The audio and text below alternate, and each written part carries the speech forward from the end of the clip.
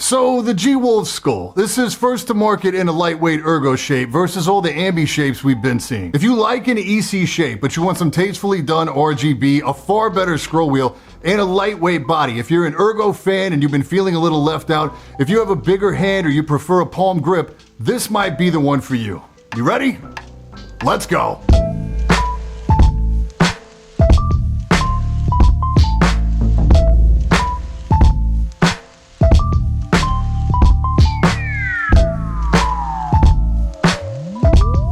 Today's video is brought to you by Deepcool and the Castle EX all-in-one liquid CPU cooler. Deepcool created anti-leak technology to make the install safe and worry-free, and the cooler's high efficiency, so noise is never an issue. The addressable RGB pump top is compatible with most major RGB headers or its own controller. Best yet, you can open the cover to rotate the logo to fit any install or replace it with any graphic you like, or no logo at all. The Castle EX is available in 240 and 360 millimeters and does a great job of keeping your system cool and quiet. To learn more, click the link in the description below.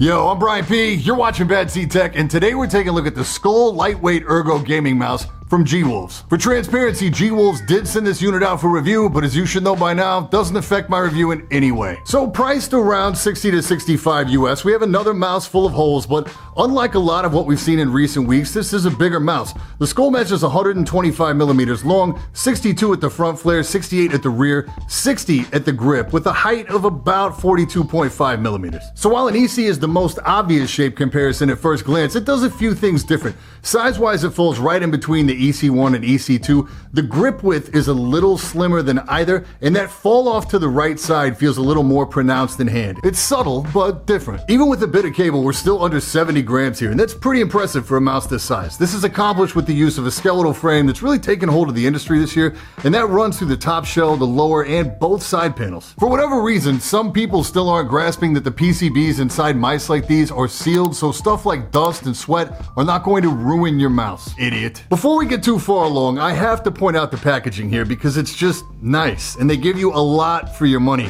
like a collector's tin, 2 sets of extra feet, 2 additional glides you can install, a little sticker you can use to cover the lower holes, and even an entire extra cable. Never seen this one before. Depending on where you buy, you can get even more extras thrown in on top of that. This is available in both white and black, with the black having this nice gradient on the top shell that starts at like a charcoal and fades into black. It looks great.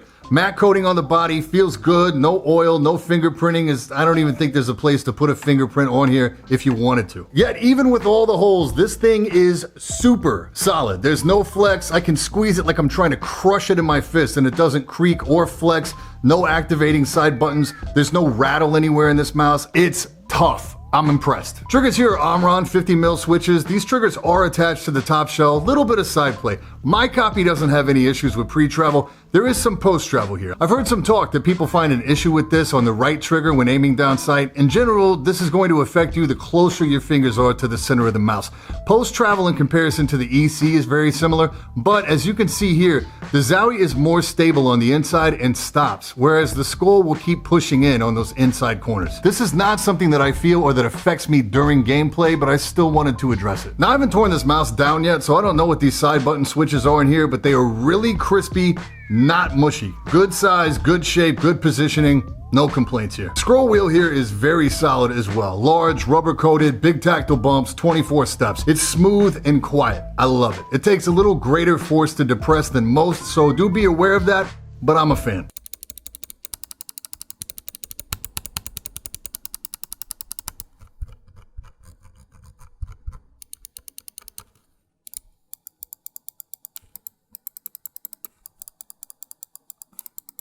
On the underside, we've got the 3360 sensor again. Sensor is at the midpoint right behind the grip. We also have 2 buttons here. Left side is your DPI adjustment, which comes with no less than 7 steps active by default. The right button handles the RGB, which is just this nice subtle strip that runs along the lower edge for some underglow. There's a few different modes on offer. It's not diffused very well. Unlike something like the Model O, it's very obvious where the LEDs are located. Mouse feet here are full Teflon, small IntelliMouse style, which by themselves aren't terrible, but aren't terribly impressive. What is impressive is that you have these extra glides in the box that fill out the areas in between to give you a bigger glide. Not gonna quite get you those big, nice Zowie glides, but they'll get you close. Cable here is outstanding. Same cable we saw in the Hati pre-alpha. This and the MM710 cable are leading the league right now in terms of cables that feel like paracords. Again, the only reason to replace this is if you're just going for a certain color. Small opening at the front as well. Looks to be a pretty easy paracord job if you wanted to.